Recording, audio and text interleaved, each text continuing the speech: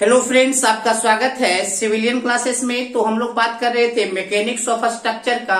तो प्यारे बच्चों, हम लोग पढ़े थे यूनिट नंबर 5 जिसका नाम था स्ट्रेसेस इन बीम। तो प्यारे बच्चों, हमने बताया था कि दो तरीके का स्ट्रेस हम लोग को पढ़ना है। पहला है आपका बेंडिंग स्ट्रेस, दूसरा है आपका शियर स्ट्रेस। तो हम लोग चर्चा कर रहे थे बेंडिंग स्ट्रेस के बारे में ना। तो प्यारे बच्चों, पिछले क्लास में हम लोग बेंडिंग इक्वेशन डिराइव किया था। दैट मीन्स कौन सा इक्वेशन था प्यारे बच्चों? M/I is equal to sigma बटे by is equal to E/R। इस इक्वेशन को हम लोग डिराइव किए थे, ठीक है ना। चलिए अब हम देखेंगे स्ट्रेस डिस्ट्रीब्यूशन डायग्राम। हम क्या देखेंगे? Bending stress distribution diagram. Bending stress distribution diagram, bending stress distribution diagram, है ना। ये हम लोग अब चर्चा करेंगे। तो देखिए प्यारे बच्चों, इस इक्वेशन को देखिए। ये इक्वेशन आपको क्या लग रहा है? M/I, मतलब सिग्मा का अगर वैल्यू हम इसको निकाले तो सिग्मा होगा sigma equal to M/I into y. That means प्यारे बच्चों, सिग्मा जो है डायरेक्टली प्रोपोर्शनल टू बाई है। और बाई आपका क्या था प्यारे बच्चों? बाई आपका था डिस्टेंस बिटवीन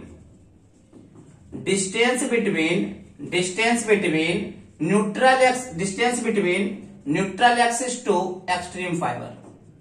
यही था ना, एक्सट्रीम फाइबर। तो अगर देखिए प्यारे बच्चों, मान लेते हैं ये हमारा कोई बीम है जिसका की विड्थ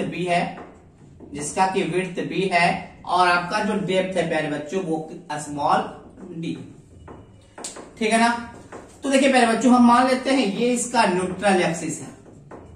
ये आपका क्या है प्यारे बच्चों? ये मान लेते हैं कि ये हमारा न्यूट्रल एक्सिस है। प्यारे बच्चों, न्यूट्रल एक्सिस क्या होता है? वैसा एक्सिस, बीम का वह एक्सिस जिसपे change in length, strain and longitudinal stress का वैल्यू 0 होता है। चलिए अब हम क्या करते हैं, इसका डायग्राम देखते हैं। तो प्यारे बच्चों, हमको क्या दिख रहा है कि अगर हम बाई का वैल्यू 0 करें तो सिग्मा का भी वैल्यू 0 हो जाएगा। दैट मीन्स अगर बाई का वैल्यू अगर हम लोग 0 करते हैं तो बेंडिंग स्ट्रेस भी 0 हो जाएगा। अगर हम बाई को मैक्स करते हैं तो सिग्मा भी हमारा मैक्सिमम हो जाएगा। तो देखिए प्यारे बच्चों, इसका मतलब क्या है? इसका मतलब है प्यारे बच्चों,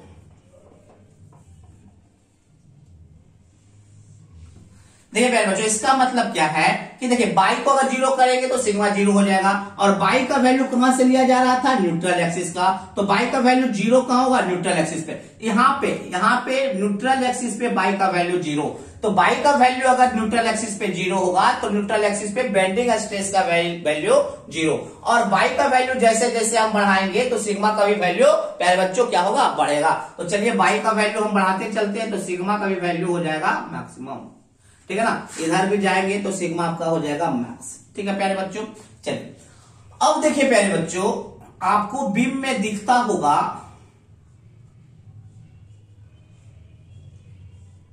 देखिए ये हो गया प्यारे बच्चों, ये आपका बेंडिंग स्ट्रेस डिस्ट्रीब्यूशन डायग्राम हो गया। दैट मीन्स हम लोग क्या बोल सकते हैं, ऑब्जेक्टिव का क्वेश्चन यहां से डेवलप हो सकता है कि bending stress is zero at neutral axis. पहले बच्चों याद रखिएगा कि न्यूट्रल एक्सिस के ऊपर बेंडिंग स्ट्रेस का वैल्यू 0 होता है। और मैक्सिमम कहां पे होगा? तो एक्सट्रीम फाइबर के पास। तो ये भी वैल्यू हम लिख सकते हैं, maximum value of bending stress is developed at extreme fiber of neutral axis। प्यारे बच्चों, ये दोनों ऑब्जेक्टिव के क्वेश्चन है। आपके ऑब्जेक्टिव में आ सकता है कि बेंडिंग स्ट्रेस किस पोजीशन पे 0 होता है? तो at the neutral axis. And maximum किस एक्सिस पे होता है? तो एक्सट्रीम फाइबर, है ना, extreme fibre of beam neutral axis, extreme fibre of beam. प्यारे बच्चों, ये आपका बीम का क्रॉस सेक्शन है, एक्सट्रीम फाइबर, ये दोनों है।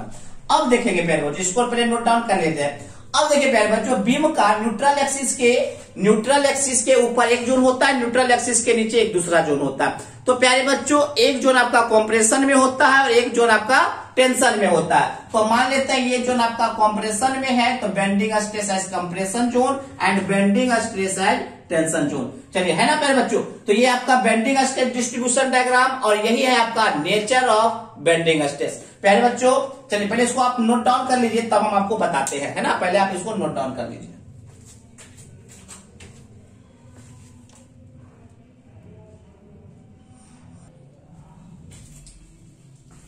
तो प्यारे बच्चों, आप लोग देखेंगे nature of bending stress. Bending stress का नेचर के बारे में हम लोग चर्चा करेंगे। चलिए प्यारे बच्चों, हम मान लेते हैं कोई सिंपली सपोर्टेड बीम है,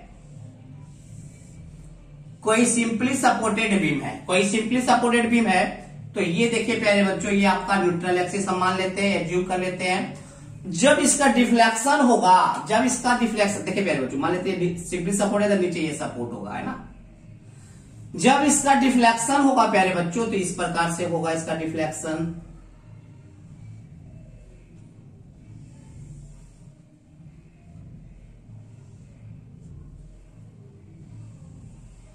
तो आपको दिख रहा होगा प्यारे बच्चों, इस न्यूट्रल एक्सिस के ऊपर क्या है, कॉम्प्रेशन, क्योंकि लेंथ घट गया है, और इस न्यूट्रल एक्सिस के नीचे क्या है, टेंशन, बिकॉज लेंथ इसका बढ़ गया है। अगर किसी मटेरियल में हम टेंशन देंगे तो ही उस मटेरियल का लेंथ बढ़ेगा, अगर हम किसी मटेरियल में कॉम्प्रेशन देंगे तो ही उसका घटेगा, लेंथ घटेगा, है ना।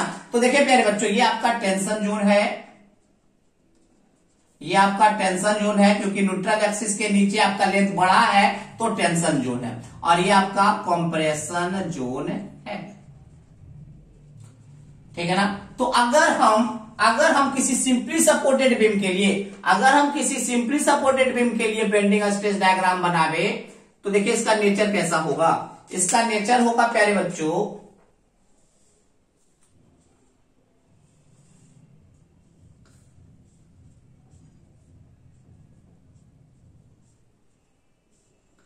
देखिए प्यारे बच्चों, ये आपका बेंडिंग स्ट्रेस डिस्ट्रीब्यूशन डायग्राम है। अब देखिए प्यारे बच्चों, इस न्यूट्रल एक्सिस के ऊपर है आपका कॉम्प्रेशन जोन और इस न्यूट्रल एक्सिस के नीचे आपका टेंशन जोन। इसका मतलब क्या, इस न्यूट्रल एक्सिस के ऊपर जो स्ट्रेस डेवलप होगा वो आपका कॉम्प्रेसिव स्ट्रेस डेवलप होगा, और इस न्यूट्रल एक्सिस के नीचे जो स्ट्रेस डेवलप होगा वो टेंसाइल बेंडिंग स्ट्रेस डेवलप होगा। तो बेंडिंग स्ट्रेस ही develop, but according to nature, यहाँ पे नेचर कैसा है, कॉम्प्रेसिव नेचर है, तो कैसा आएगा, कॉम्प्रेशन या कॉम्प्रेसिव बेंडिंग स्ट्रेस डेवलप होगा, जबकि बॉटम में आपका टेंसाइल बेंडिंग स्ट्रेस डेवलप होता है। बट ये किस केस में प्यारे बच्चों, in case of simply supported beam. अगर हम किसी कैंटिलीवर बीम के बारे में बात करें, किसके बारे में बात करें, कैंटिलीवर बीम के बारे में, तो देखिए प्यारे बच्चों, कैंटिलीवर बीम के केस में क्या होता है। मान लेते हैं प्यारे बच्चों, ये आपका कैंटिलीवर बीम है, हम इसको एज्यूम कर लिए, आपका एक कैंटिलीवर बीम है आपका। जब हम इस पे कोई लोड अप्लाई करेंगे, तो देखिए प्यारे बच्चों, ये किस तरह से डिफ्लेक्ट होगा।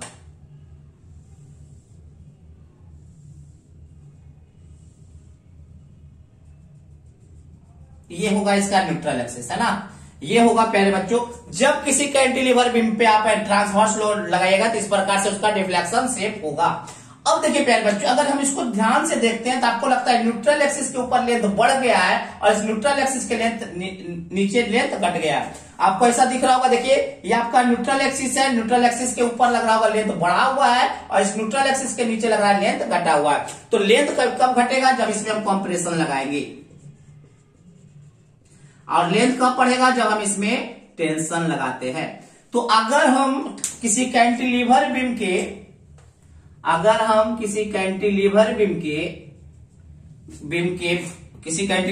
के ऊपर अगर हम क्या लगाते हैं, बेंडिंग स्ट्रेस डिस्ट्रीब्यूशन डायग्राम बनाते हैं, तो देखिए प्यारे बच्चों, आपका डायग्राम इस प्रकार से बनेगा।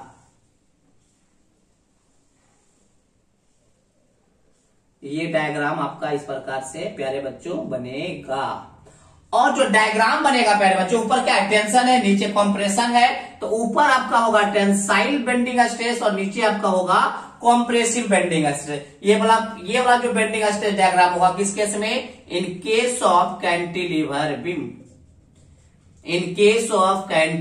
बीम।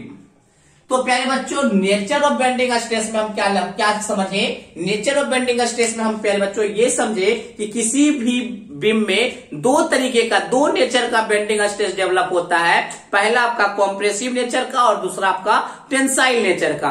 तो वो डिपेंड करता है कि कौन सा बीम पे कैसा ट्रांसवर्स लोड लग रहा है। तो देखिए प्यारे बच्चों, अगर किसी सिंपली सपोर्टेड बीम के ऊपर कोई ट्रांसवर्स लोड लगता है तो न्यूट्रल एक्सिस के ऊपर कॉम्प्रेसिव जोन होता है और न्यूट्रल एक्सिस के नीचे टेंशन जोन होता है। बट अगर किसी कैंटिलीवर बीम के ऊपर अगर कोई ट्रांसवर्स लोड लगता है तो ऊपर का लेंथ बढ़ जाता है, इसके कारण ऊपर टेंसाइल स्ट्रेस डेवलप होता है, टेंसाइल बेंडिंग स्ट्रेस डेवलप होता है और नीचे आपका कॉम्प्रेसिव बेंडिंग स्ट्रेस डेवलप होता है। तो ये किस पे होता है? In case of cantilever beam. पहले बच्चों समझ में आ गया होगा नेचर ऑफ बेंडिंग स्ट्रेस भी हमको समझ में आ गया, और बेंडिंग स्ट्रेस का क्या डिस्ट्रीब्यूशन डायग्राम होता है। डिस्ट्रीब्यूशन डायग्राम का मतलब क्या हुआ? कैसे कैसे वो डिस्ट्रीब्यूट होता है पूरे क्रॉस सेक्शन में, वो हमने देखा। तो बेंडिंग स्ट्रेस डायग्राम का डिस्ट्रीब्यूशन डायग्राम भी हम लोग देख लिए और उसका नेचर भी हम लोग बात कर लिए, ठीक है ना। अब हम चर्चा करेंगे मोमेंट ऑफ रेसिस्टेंस के ऊपर। चलिए पहले आप इसको नोट डाउन कर लीजिए।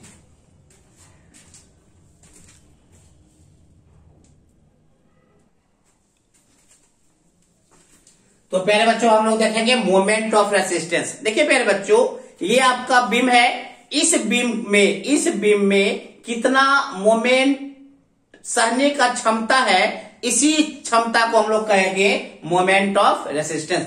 Moment of resistance is the ability of beam to resist maximum bending moment. मतलब मैक्सिमम बेंडिंग मोमेंट सहने की जो क्षमता होगी वो क्या कहलाएगा? Moment of resistance. पहले बच्चों मोमेंट ऑफ रेसिस्टेंस को हम लोग डिनोट करेंगे MOR से, और ये क्या होगा? Maximum bending moment. क्या होगा पहले बच्चों याद रखिएगा? Moment of resistance equal to क्या होगा? Maximum bending moment. मतलब it is the capability of beam to resist maximum bending moment. मतलब वह प्रॉपर्टीज बीम का जिससे क्या होता है? मैक्सिमम बेंडिंग मोमेंट से आता है, वो क्या कहलाता है? Moment of resistance. तो मोमेंट ऑफ रेसिस्टेंस को हम मैक्सिमम बेंडिंग मोमेंट के बराबर कर सकते हैं। तो देखिए पहले बच्चों फॉर्मूला क्या होता है? M/I इक्वल टू सिग्मा बटे बाई। अगर हम M का वैल्यू निकालें तो सिग्मा इंटू आई बटे बाई। अब देखिए, अगर हम चाहते हैं कि मैक्सिमम बेंडिंग मोमेंट मिले, बेंडिंग मोमेंट कैसा मिले? मैक्सिमम। तो मैक्सिमम बेंडिंग मोमेंट के लिए आपको क्या रखना होगा? मैक्सिमम बेंडिंग स्ट्रेस का वैल्यू क्या रखना होगा? इसको मैक्सिमम भी बोल सकते हैं या परमिसिबल आप बेंडिंग स्ट्रेस भी बोल सकते हैं। तो मोमेंट ऑफ रेसिस्टेंस क्या हो जाएगा? सिग्मा मैक्स इंटू आई बटे बाई। सिग्मा मैक्स या सिग्मा मैक्स को हम लोग क्या बोल सकते हैं? Sigma permissible. मतलब परमिसिबल बेंडिंग स्ट्रेस, कितना मैक्सिमम सहने का क्षमता है स्ट्रेस, वही होता है परमिसिबल बेंडिंग स्ट्रेस। तो पहले बच्चों आपको ये क्लियर हो गया होगा कि मोमेंट ऑफ रेसिस्टेंस क्या होता है? Moment of resistance is the ability of beam to resist the maximum bending moment. अगर आपको मैक्सिमम बेंडिंग मोमेंट लगाना है तो आपको यहाँ पे जो स्ट्रेस रखना पड़ेगा वो मैक्सिमम स्ट्रेस या परमिसिबल स्ट्रेस रखना होगा, ठीक है ना। अब देखिए प्यारे बच्चों, आई बटे बाई बाई जो यहाँ पे होता है प्यारे बच्चों, चलिए आई बटे बाई आपका क्या कहलाता है? Section modulus. क्या कहलाता है प्यारे बच्चों? Section modulus. तो चलिए अगला टर्म हम डिफाइन करने जाएंगे सेक्शन मॉडुलस को, ठीक है ना। तो चलिए पहले आप इसको नोट डाउन कर लीजिए।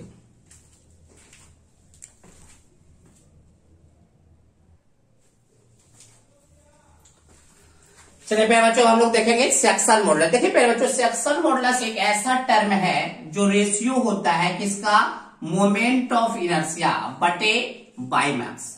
याद रखिएगा प्यारे बच्चों, जेड क्या है? एक ऐसा क्वांटिटी है जो मोमेंट ऑफ इनर्शिया, बट याद रखिएगा प्यारे बच्चों, मोमेंट ऑफ इनर्शिया जो है, moment of inertia about neutral axis. याद रखिएगा प्यारे बच्चों, बेंडिंग स्ट्रेस में, बेंडिंग स्ट्रेस वाले चैप्टर में या बेंडिंग स्ट्रेस निकालने के लिए हम जो आई का वैल्यू रखेंगे, याद रखिएगा कहां से रखेंगे?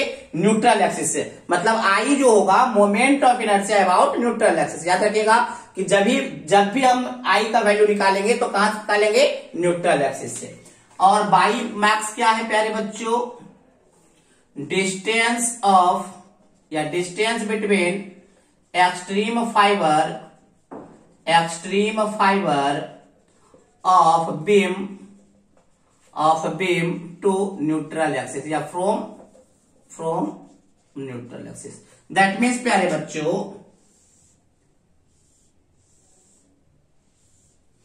दैट मीन्स क्या हो जाएगा, मान लीजिए ये आपका कोई बी है और ये आपका डी है,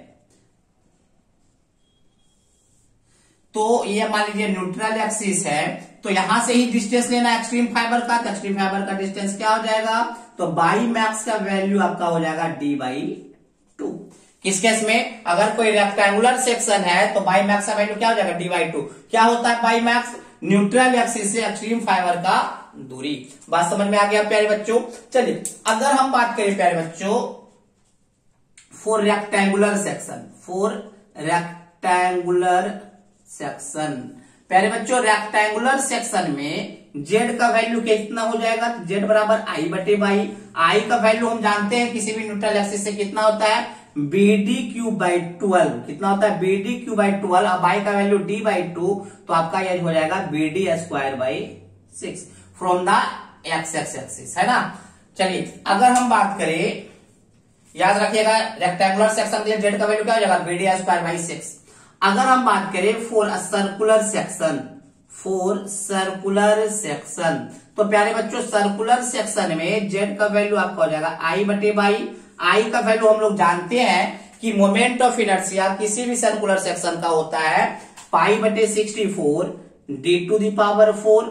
तो प्यारे बच्चों बाई का वैल्यू हो जाएगा d/2, तो ये आपका हो जाएगा π/32 d⁵। याद रखिएगा प्यारे बच्चों कि आपका सेक्शन मॉडुलस किसी भी सर्कुलर सेक्शन का कितना होता है, π/32 d³। अब अगर प्यारे बच्चों अगर हम इसके यूनिट्स के बारे में चर्चा करें, इसके बाद इसको नोट डाउन करने के बाद ये आप लिख लीजिएगा, ये उसके बाद लिखिएगा कि अगर हम सेक्शन मॉडुलस के यूनिट्स के बारे में बात करें तो क्या i/बाई मोमेंट ऑफ इनर्शिया का कितना होता है, मिलीमीटर/4 और बटे मिलीमीटर, तो 1 मिलीमीटर कट जाएगा तो मिलीमीटर/क्यूब। तो हम क्या बोलेंगे, unit of section modulus is millimetre cube या मीटर/क्यूब या मिलीमीटर/क्यूब या आपका सेंटीमीटर/क्यूब। तो कोई भी डाटा हो सकता है, मीटर/क्यूब, सेंटीमीटर/क्यूब या मिलीमीटर/क्यूब। तो इसमें कोई प्रॉब्लम प्यारे बच्चों, सेक्शन मॉडुलस एक रेशियो है किसका, moment of inertia and by max का। आई जो हम लेंगे, याद रखिएगा आई जो लेंगे किसी भी सेक्शन का moment of inertia from neutral axis से लेंगे, और बाई मैक्स आपका क्या है, distance between neutral axis to extreme fibre of beam. पहले बच्चों रेक्टेंगुलर सेक्शन का कितना होता है, सर्कुलर सेक्शन का सेक्शन मॉडुलस कितना होता है, वो आपको याद रखना पड़ेगा। चलिए प्यारे बच्चों एक बात और याद रख लीजिएगा, बहुत ही इंपॉर्टेंट, इस इंपॉर्टेंट पॉइंट से आपका एक न्यूमेरिकल भी आता है। क्या होता है प्यारे बच्चों, फॉर अ स्ट्रॉन्गेस्ट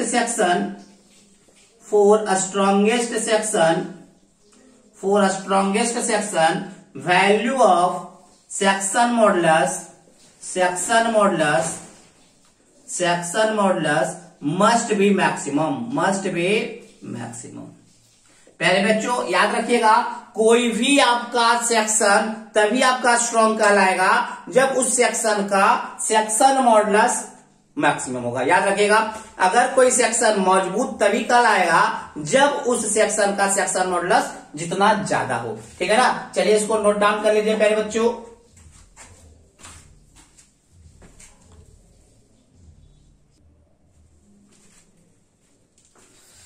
तो प्यारे बच्चों चलिए एक न्यूमेरिकल्स हम लोग देखेंगे, है ना। एक डाटा देख लेते हैं क्या बोल रहा है। Find the dimension of a strongest rectangular section cut from a circular section having a diameter d।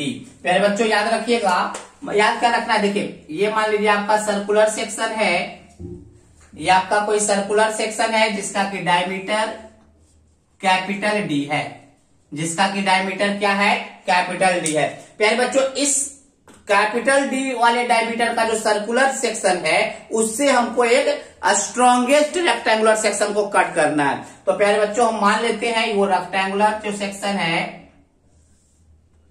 Strongest rectangular section जो है ये है, जिसका की विड्थ B है और डेप्थ D है। प्यारे बच्चों याद रखिएगा, हमने क्या बोला प्यारे बच्चों, हमने बोला देखिए क्वेश्चन क्या बोला, पहले ये क्वेश्चन करें, find the dimension of strongest rectangular section cut from a circular section having diameter is capital D. प्यारे बच्चों, कोई सर्कुलर सेक्शन है जिसका की डायमीटर कैपिटल डी है, जिससे कि एक रेक्टेंगुलर सेक्शन को कट करना है जो कि आपका स्ट्रॉन्गेस्ट सेक्शन हो। प्यारे बच्चों, हम मान लेते हैं हम मान लेते हैं we assumed that B is width and D is depth of a strongest rectangular section which is cut from circular section having dia is capital D. प्यारे बच्चों, हम एज्यूम कर लेते हैं कि जो रेक्टेंगुलर सेक्शन हम कट कर रहे हैं उसका की उसका विड्थ बी है एंड डायमीटर डेप्थ डी है। चलिए फिर इसको हम प्रूफ करने का कोशिश करते हैं, मतलब इसको हम कैलकुलेट करने का कोशिश करते हैं कि देखिए यहाँ पे क्या बोला, find the dimension of strongest, मतलब हमको बी और डी का डायमेंशन निकालना, बी और डी का वैल्यू निकालना है in terms of capital D, क्योंकि क्वेश्चन में सिर्फ कैपिटल डी दिया हुआ है, इसलिए हम बी और डी यही तो हो गया डायमेंशन ऑफ स्ट्रॉन्गेस्ट सेक्शन, यही बी और डी का जो वैल्यू निकालेंगे वो कैपिटल डी के टर्म में निकालेंगे। चलिए प्यारे बच्चों, हम लोग निकालते हैं। देखिए अगर ये कैपिटल डी है प्यारे बच्चों, तो ये सेंटर से पास होता हुआ गया है, तो ये डायमीटर होगा प्यारे बच्चों, ये आपका डायमीटर होगा। ये बात तो आप समझ पा रहे होंगे कि ये आपका कैपिटल डी ही होगा डायमीटर। तो प्यारे बच्चों, अगर हम इस ट्रायंगल का बात करें तो सभी कर्ण का होल स्क्वायर क्या होगा, विड्थ का होल स्क्वायर एंड लंब का whole square, that means hypotenuse का होल स्क्वायर इक्वल टू क्या हो जाएगा आपका परपेंडिकुलर का होल स्क्वायर एंड बेस का whole square, that means D square बराबर B square plus D square होगा या नहीं। हम अगर डी स्क्वायर का बात करें तो B square plus D square, तो प्यारे बच्चों डी बराबर हम क्या लिख सकते हैं, डी स्क्वायर बराबर B square minus D square, that means D बराबर under root B square minus D square. चलिए अब देखिए प्यारे बच्चों, ये क्वेश्चन बोल रहा है कि स्ट्रॉन्गेस्ट रेक्टेंगुलर सेक्शन को निकालना है। कैसा सेक्शन को निकालना है, स्ट्रॉन्गेस्ट रेक्टेंगुलर सेक्शन का निकालना है। तो प्यारे बच्चों, हम पहले ही बता चुके हैं कि स्ट्रॉन्गेस्ट सेक्शन वही होगा जिसका सेक्शन मॉडुलस मैक्सिमम होगा। तो प्यारे बच्चों, इस रेक्टेंगुलर सेक्शन का हम लोग सेक्शन मॉडुलस अगर लिखे तो BD/6 अभी बताए थे कि किसी भी रेक्टेंगुलर सेक्शन का सेक्शन मॉडुलस कितना होता है, BD/6। चलिए अब देखिए प्यारे बच्चों, BD/6 है ना। चलिए अच्छा, यहां से हम B के जगह पे, यहां पे देखिएगा प्यार डी स्क्वायर, यहां पे B के जगह पे हम लोग B कैलकुलेट कर लेते हैं। तो यहां से B भी आपका जो आएगा वो क्या आएगा, under root D square minus D square ही आएगा। अगर यहां से B कैलकुलेट करें तो क्या आएगा, D square minus D square. चलिए बहुत ही अच्छा। चलिए तो Z बराबर क्या हो जाएगा प्यारे बच्चों, Z बराबर B का वैल्यू यहां पे पुट कर दीजिए, under root D square minus D square into D cube बटे 6 होगा या नहीं, जेड बराबर बी का वैल्यू हमने इतना पुट करके रख दिया, for maximum section modulus dz by dd क्या हो जाएगा 0। dd किस लिए प्यारे बच्चों, देखिए आपको पता होगा कि y बराबर x³ plus 3x square plus 2x। अगर कोई फंक्शन है y बराबर 3x³ plus 3x square plus 2x, अगर आपको y का मैक्सिमम वैल्यू जानना है तो आपको क्या निकालना होगा, मैक्सिमम मिनिमम। मैथ में पढ़े होंगे मैक्सिमम मिनिमम, तो इसको एक बार डिफरेंशिएट करना पड़ता होगा, डिफरेंशिएट करके x का वैल्यू 0 करके x का वैल्यू निकालते हैं। इसी प्रकार से प्यारे बच्चों, z हमको मैक्सिमम निकालना है, वेरिएबल यहाँ पे सिर्फ स्मॉल d है, क्योंकि कैपिटल D आपका क्या है, क्वेश्चन में दिया हुआ है कांस्टेंट है। तो हमने वेरिएबल के रिस्पेक्ट में हमने क्या किया प्यारे बच्चों, हमने कैलकुलेट करना स्टार्ट किए। तो चलिए dz बाई dt निकालिए, dz बाई dt क्या हो जाएगा प्यारे बच्चों, dz by dt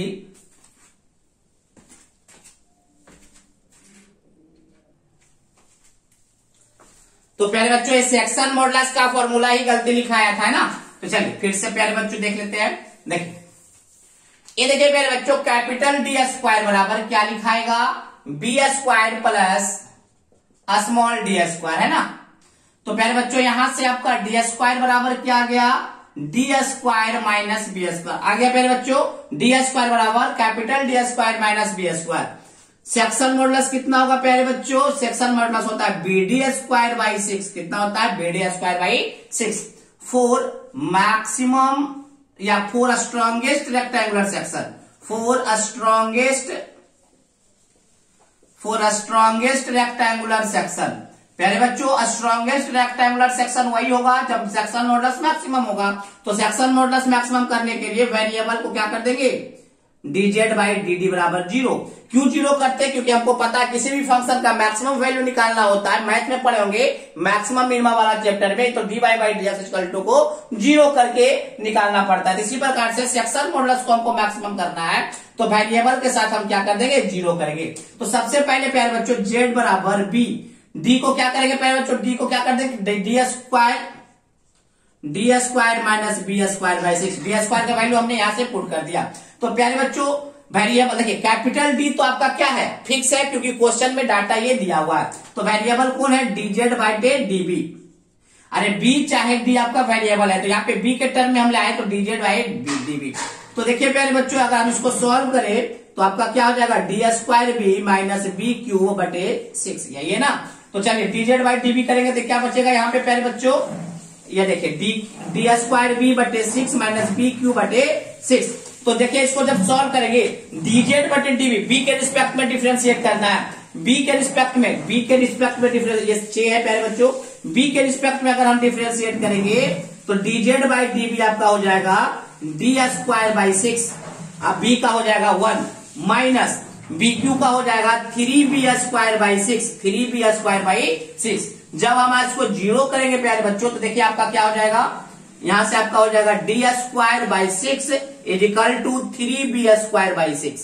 that means D 6 से 6 चला गया तो डी आपका बी स्क्वायर बराबर आ गया D square by 3। That means B बराबर आपका आ गया, बी बराबर क्या आ जाएगा, डी बाई रूट 3।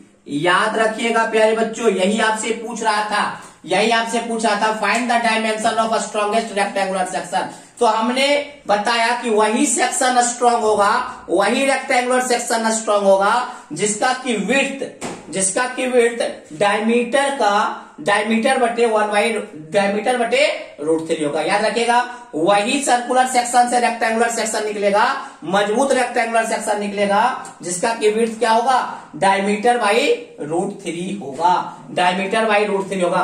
अगर हम डी के बारे में बात करें तो डी बराबर क्या हो जाएगा, D square minus B square. तो डी स्क्वायर बराबर कैपिटल डी और बी स्क्वायर हो जाएगा डी स्क्वायर माइनस बटे 3।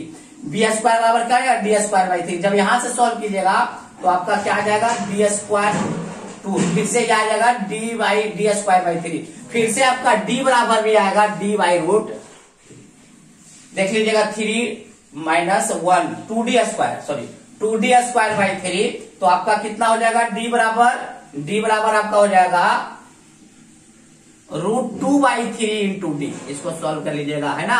देख लीजिएगा 3d square minus D square 2d square by 3, तो डी बराबर हो जाएगा under root 2 by 3 into D. याद रखिएगा प्यारे बच्चों किसी भी सर्कुलर सेक्शन, मतलब ऐसा सर्कुलर सेक्शन जिसका की डायमीटर डी है, अगर हम उससे चाहते हैं कि कोई रेक्टेंगुलर सेक्शन निकाला जाए, क्या चाहते हैं, रेक्टेंगुलर सेक्शन निकाला जाए वही मजबूत वाला, तो उसका विड्थ होना चाहिए डी बाई रूट 3 एंड उसका डेप्थ होना चाहिए under root 2 by 3 into capital D. चलिए प्यारे बच्चों इसको नोट डाउन कर लीजिए। तो आज के लिए बस इतना ही, थैंक यू।